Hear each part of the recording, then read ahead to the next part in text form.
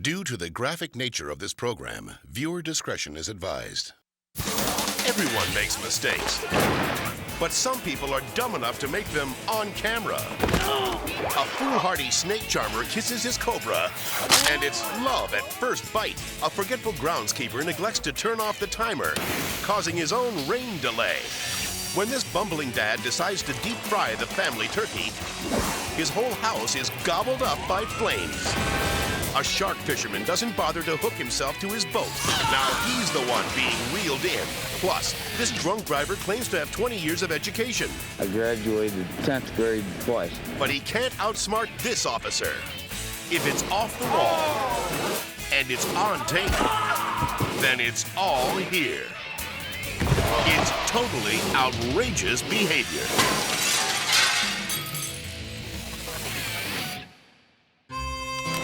On Thanksgiving Day, Ronald Walker wants to try something new. Deep frying the family turkey.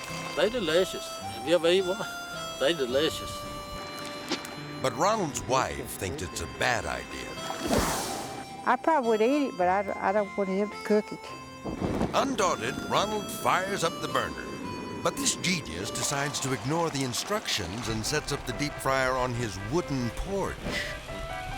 I don't think you read the directions. And now he's cooking more than the turkey. The whole house is in flames. Thankfully, the fire department arrives and gets everyone out safely. Ronald would be in the doghouse if it hadn't burned up. I felt like a fool. Today, there's a new house on the property, but the charred remains of the fryer serve as a reminder of the Turkey Day debacle. So Ronald won't be trying this stunt again, right? Wrong. But this year, he's invited a special guest, Fire Captain Anthony Crowder. Have you ever eaten any of this? It's delicious, but... And thankfully this time, everything goes according to plan. But he'll never forget the day he stupidly nagged his wife into trying something new. You don't never want to try nothing different. So he tried it, and it was different.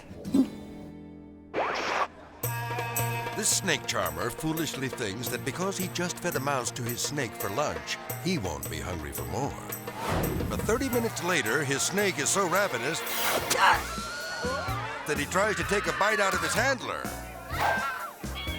Thankfully, the fangs only catch the fabric of the man's trousers, leaving his manhood intact.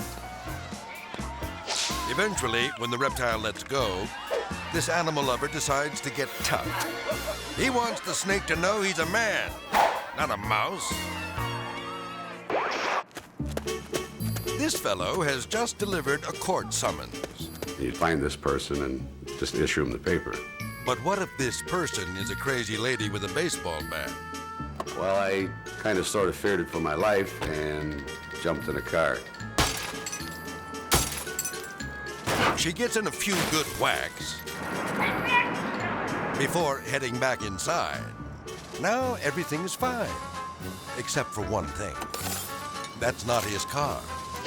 Seems the process server hid in the first available vehicle. So I wouldn't get beat on with a baseball bat. With the coast clear, he hustles over to his truck. And here comes trouble.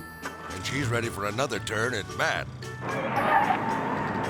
But the coward gives up and heads for home. I was lucky. The same can't be said for this guy. He learned the hard way not to leave his car unlocked. As for the woman, her baseball career is over. But when it comes to stupidity, she's in a league of her own.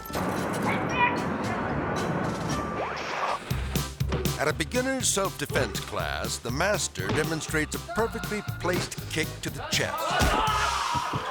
Almost. Apparently, this dim-witted warrior forgot the solar plexus is above the waist. And he gave his student a low blow. The elegance and grace of the martial arts have often been compared to the ballet. And it looks like this guy just performed the Nutcracker.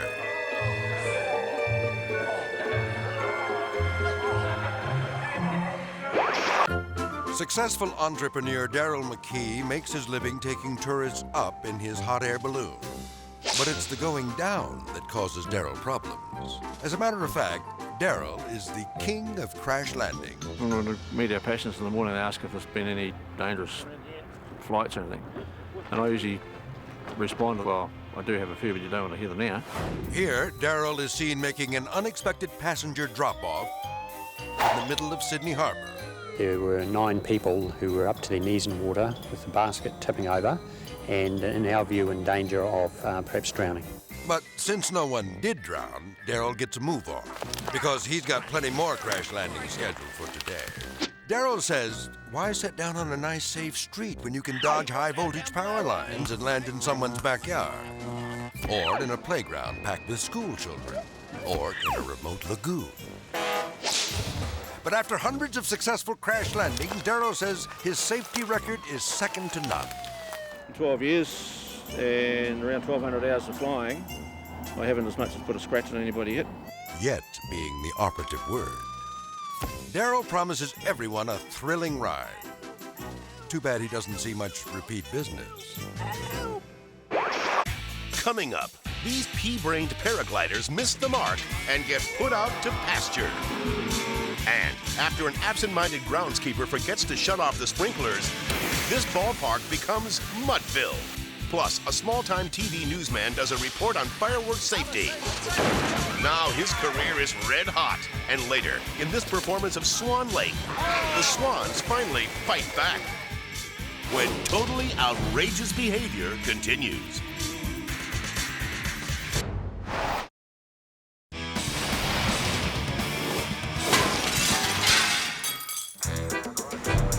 Late-night robbery is in progress at this convenience store. But when the cops arrive, they find all the doors and windows locked. So where's the crook? Here's a telltale clue. A foot sticking through the bottom of a narrow ventilation duct. When I heard that, it was I was just wondering who would be dumb enough to do it. Evidently, this man, who's still stuck after trying to squeeze his 42-inch waist into this 24-inch shaft. Firemen work to free the trespasser as the amused policemen look on. But the man won't budge. Hours later, the sleazeball is finally freed. He was greased up like a hog. But it's out of the frying pan and into the fire. Unable to slip away, the half-baked burglar is questioned by police, even though he's already been grilled. Here's the pitch. It's the bottom of the 6th at Mile High Stadium, and the Colorado Zephyrs are losing 3-1 to the visiting Omaha Royals. And this batter is hoping for an end to his dry spell. Suddenly, his prayers are answered as the sprinklers turn on, soaking the players and bringing the game to a halt. Luckily, groundskeeper Steve Whiteman has the keys to the timer in his pocket. Unluckily, this is his day off, and he's nowhere to be found. How did this happen? I had neglected to cancel out the 9 p.m. start time on the controller. So 9 o'clock at night rolled around and the number 1 valve came on. Finally, after a 30-minute delay, Steve comes to the rescue. And the rejuvenated Zephyrs bounce back to beat the Royals. So, was Steve's forgetfulness really a mistake? Or was it all part of the Zephyrs' game plan? I'm sure they were probably looking for anything that would have given them an edge. And the ground crew came through that night.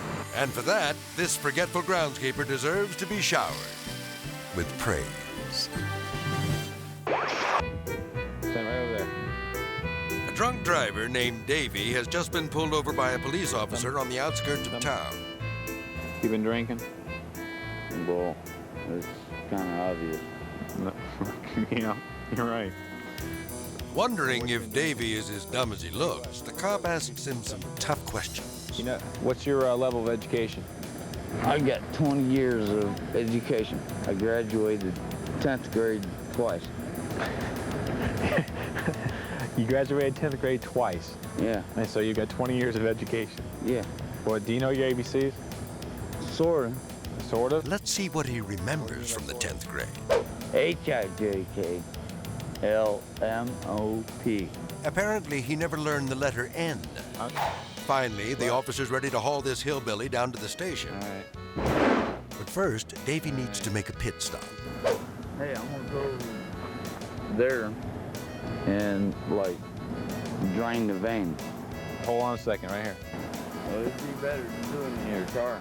Well, Since he couldn't get through the alphabet, Davy is destined for a night in the drunk tank.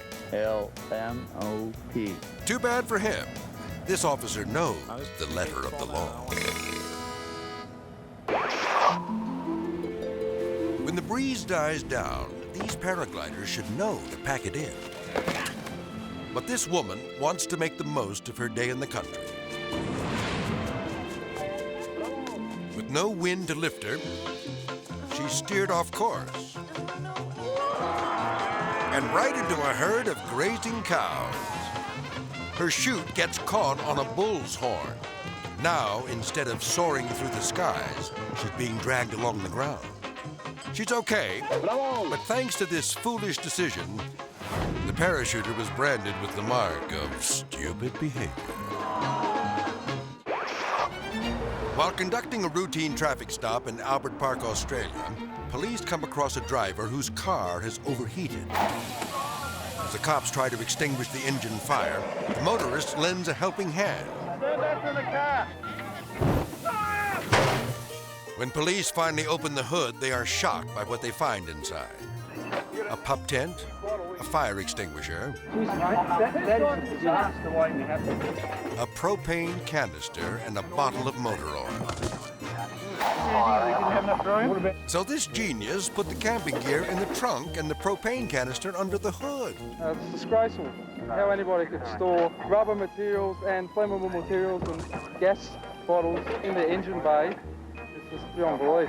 It seems this driver from down under doesn't have a lot upstairs. Newsman Marty Holtman is trying to film a television report about fireworks safety. But after loading up on some explosive props, Marty ignores every rule in the book as he sits next to live fireworks to tape his promo. More about the fireworks business tomorrow night as we salute a safe and sane 4th in Part 2. Marty thinks this take was okay, but nothing spectacular. And since he really wants to impress his boss back in the newsroom, he decides to film the scene again, only this time with much more gunpowder. Lights the fuse. This is going to be a good one. Jeez. Marty, now retired, would change a few things if he had to do it again. He'd, safety first, I would be back, about 10 or 15 feet away, and I'd probably be wearing goggles.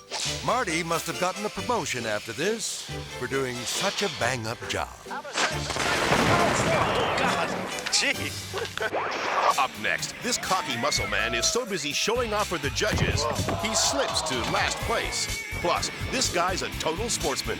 1 minute he's deep-sea fishing. Now he's deep-sea diving. And later, a bumbling bungee jumper gets some good-natured ribbing when he forgets to measure the cord. When totally outrageous behavior continues.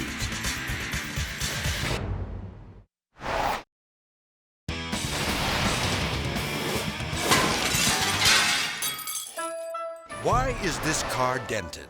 Because it crashed through the wall of this restaurant. The driver felt it was the least he could do for the grand opening. I saw a big explosion of the window in the Stir Fry Express. Alert pizza clerk Jennifer Moody saw it all from next door. What I thought he did was went to stop, you know, when you park, but accidentally hit the gas. And because I saw him go over the curb, and I was thinking, oh, he better stop before he hits the window. Jennifer fled the scene, leaving the pizza place unattended. I don't know exactly how many pizzas they burned away. But the pizzas didn't get burned as badly as the owner of the Stir Fry Express.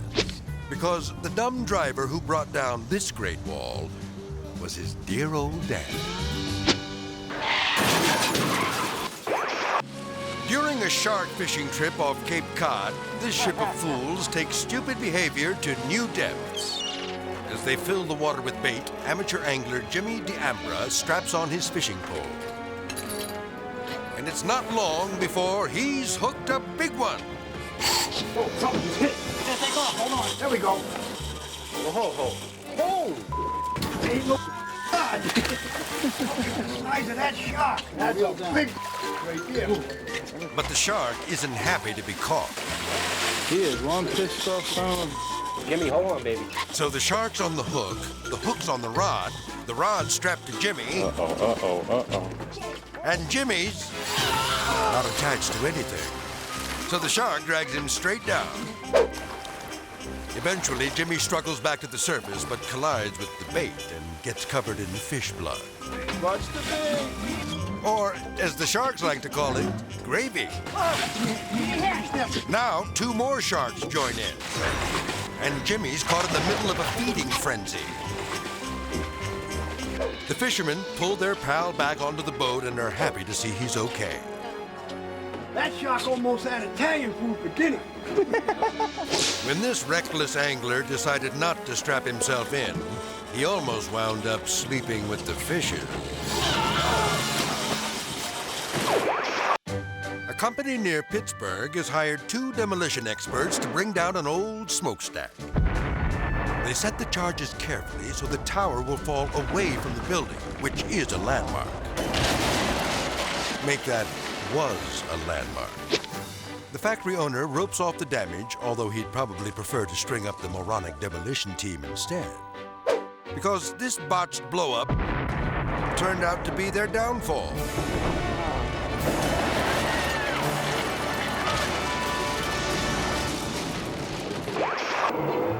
These snowmobilers are running the last leg of their race over an unfrozen section of the lake. When it comes to their stupid behavior, that's only skimming the surface. Before the race is over, this show-off decides to take a victory lap, going in the opposite direction.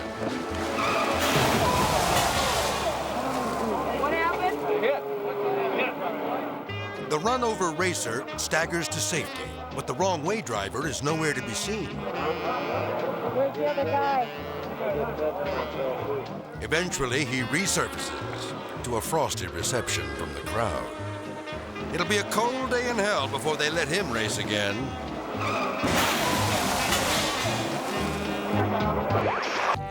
It's a peaceful Sunday afternoon in the park, but suddenly, 2 careless boaters come between a mama bird and her chicks. Big mistake. Mrs. Swan attacks, and these lame brains take an unscheduled dip in the swamp. These boys better watch out, because Mrs. Swan has quite a temper. The chicks are safe, but the next time these guys go canoeing, they'd better be more careful, or they may find themselves up a creek without a paddle. John Goss's Arkansas convenience store is frequented by some of the dumbest criminals ever caught on tape. It's just almost entertainment to watch how people can be so stupid.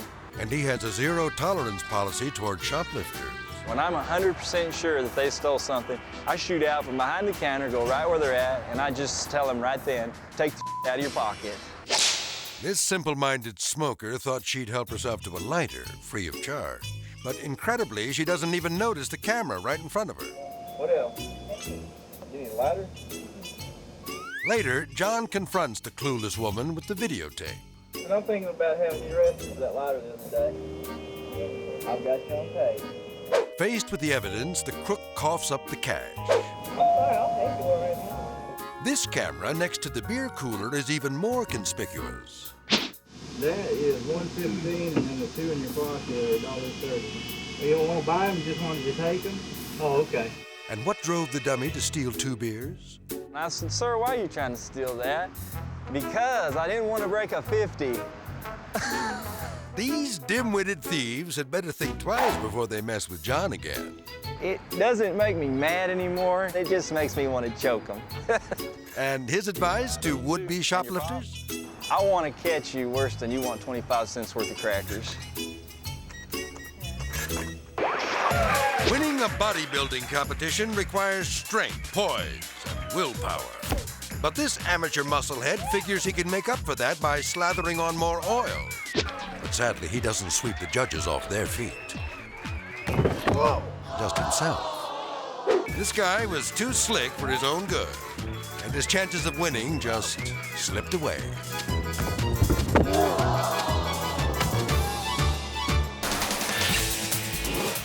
Coming up next, that's one small step for man and one giant leap for outrageous behavior. When totally outrageous behavior continues.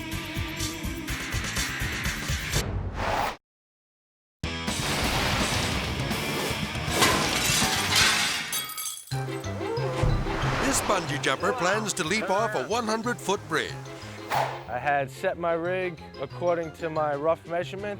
I drop a 100-foot rope. Too bad he forgot that bungee cords stretch.